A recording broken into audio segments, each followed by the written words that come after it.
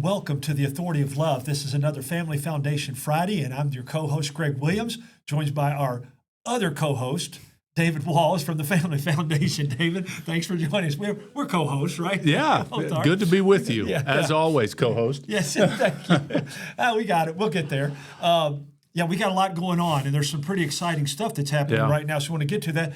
How are you doing, first of all, family? And We're doing well. We're doing well. So basketball season is wrapped up for my son. Soccer season's about to start. From the fire into the frying pan. Yes. Right? The frying pan into the fire. Yeah. Right? Just keeps going. So, but no, things are well. Good.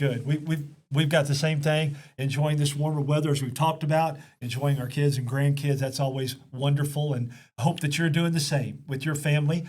With that said, David, I know we wanted to jump into today's show talking about the State of the Union address. Yeah. One thing in particular about that. Yeah.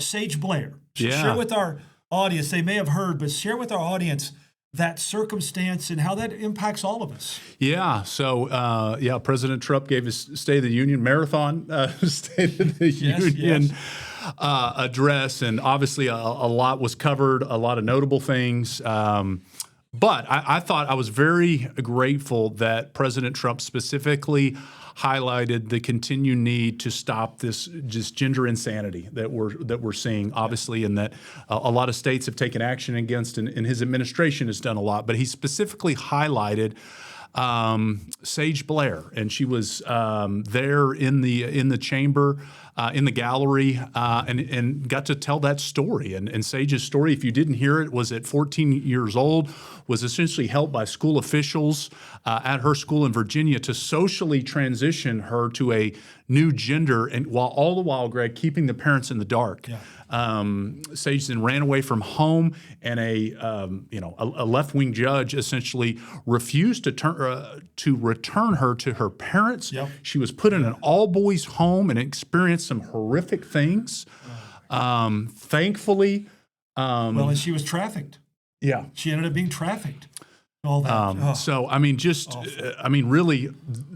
That story shows the whole gauntlet of how evil this whole ideology is, and the impact that it can have on kids that are essentially being preyed upon as experiments, and then adults essentially going along with it, hiding it from parents, and doing all they can to promote it. And the biblical phrase for that is, "You reap what you sow." We can flower it and doctor it up all we want and make it look good. But that, and she's not alone. Yeah. In many cases, similar and even different, the outcomes are destructive. Yeah. Because we're sowing in the flesh. It's the wrong stuff. Yeah. We've gone down a bad path. Yeah. But President Trump also shared, that Sage now has embraced her biological reality as a woman, and is actually now attending Liberty University on a full scholarship. So thank the Lord for that.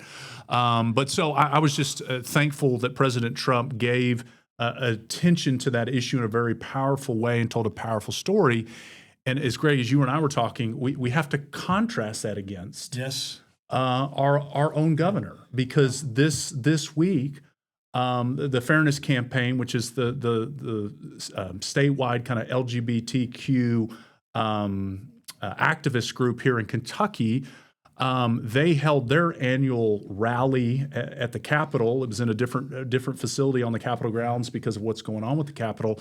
But the governor was once again the kind of keynote draw speaker at this LGBTQ rally. And as I saw reported some in the media and otherwise, apparently there was essentially a drag performer that was a part of this event, opened the event up.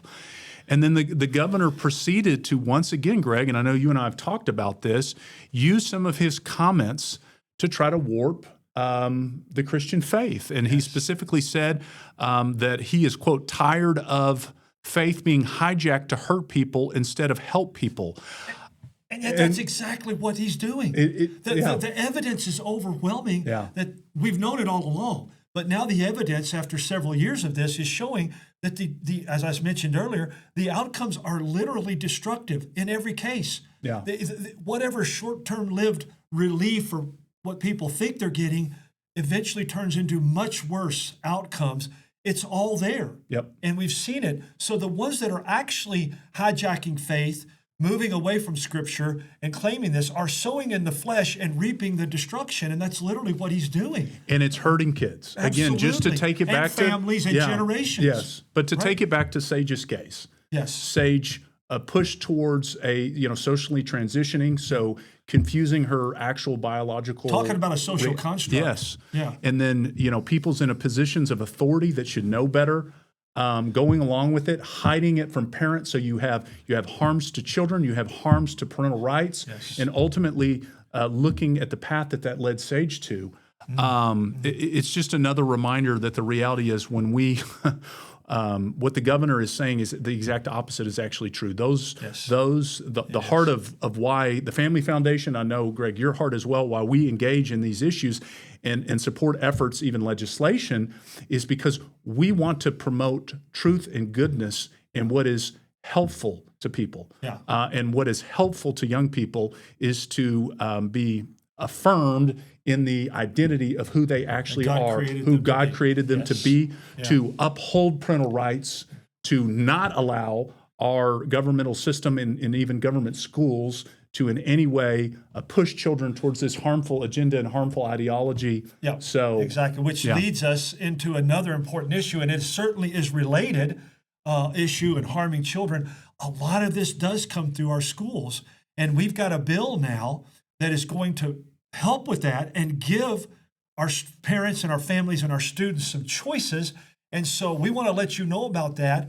While the governor is choosing not to opt into these monies that would be helpful, what is our legislator doing about it? Yeah, so House Bill 1 is moving through the General Assembly, and House Bill 1 is an important bill that was filed by Representative Kim Moser, and then also Representative T.J. Roberts is kind of the lead co-sponsor in helping side by side on this important bill. We actually had the opportunity, folks can go on our Facebook page and see an interview that we just did with Representative Roberts. But this all comes back to, as a part of the so-called big, beautiful bill that was passed and signed into law by President Trump. One part of that bill was essentially a tax credit scholarship program that allows all of us, allows Americans, every state to have the opportunity to essentially make a donation to a scholarship granting organization that ultimately can grant scholarships to kids, public, private, even homeschool opportunities, and you get a tax credit up to $1,700 for that. But to be able to ensure that your own kids in your own state can take advantage of that program, Greg, it requires states to opt in. Now, governors can do this. And I think there's 27 states that have opted in. There's even been some blue states and blue governors. I believe Colorado has opted in. It really does make sense. That makes sense regardless of whether you're red or blue. Yeah. But apparently, Governor Beshear, following the lead of fellow Democratic Governor Newsom in California, they are saying, we don't want to provide these educational opportunities to our students. And so the General Assembly in Kentucky, thankfully we have a General Assembly that can engage on this, is House Bill 1 would opt Kentucky into this program essentially through the Secretary of State's office. Okay, yeah, I was going to ask and that. So that bill has already, as we're recording right now, that bill has already passed the House, was passed out of committee in the Senate, and could be voted on at any time in the Senate. And this has just come up in the last few days to recognize the importance of this. So it's moving very quickly. They're seeing this, it sounds like, right? So, and just to be very clear on this, this program that's in federal law has absolutely nothing to do with Kentucky's tax dollars. No matter what you hear from the media, what you hear maybe from those involved with the education establishment and lobby, this federal tax dollars, right? And these are granting organizations from the tax credit. You donate to a granting organization. These granting organizations will only be able to support Kentucky students if Kentucky is opted in, and we're able to create some of these granting organizations ourselves. So if we don't opt in, if House Bill 1 was not to make it across the finish line, essentially what that would mean is that the dollars that are being granted from Kentucky to these organizations would go to students in Ohio or students in Indiana or Tennessee. Yeah. And give them, you gave me some pretty staggering numbers there as to what could come in from federal tax dollars coming back into Kentucky to help our kids and our families and our education. Yeah. What are the numbers on that generally? I mean, I know you don't. Yeah, so we don't. I think as more folks find out about this, you're going to find more and more folks that are going to take advantage of this tax credit. There's really no reason not to. Right. But we're looking at millions and millions of dollars. You know, there was figures discussed in the committee hearing. You know, probably maybe between 8 and 24 million very quickly. But again, as more folks take advantage of this tax credit and donate to these granting organizations, you're going to continue to see that grow and multiply over time. And so, and again, this is a win for public school students, and public schools can take advantage of these. Private schools can. Private Christian schools can. Homeschool. There was discussion about homeschool co-ops. This is a win-win-win. So it really is, and to this point, there has been some bipartisan support. But there has mainly been some opposition so far in this process from obviously Governor Beshear and some Democrats in the legislature. And it really just baffles me, Greg, because again, what you're saying is dollars that are available for Kentucky students, we don't want those. We want to send them to— If they don't fit our agenda or ideology. This is where you see ideology trumps good policy. Just like and with what's the LGBTQ agenda, we're talking about the gender dysphoric and those kind of things. So please be praying about that, and contact your representative and your senator and ask them to go, makes perfect sense. We should be doing that. So that's great. Now, Adia and I, our good friend Adia and I, discussed on Wednesday the press conference that was held on Tuesday.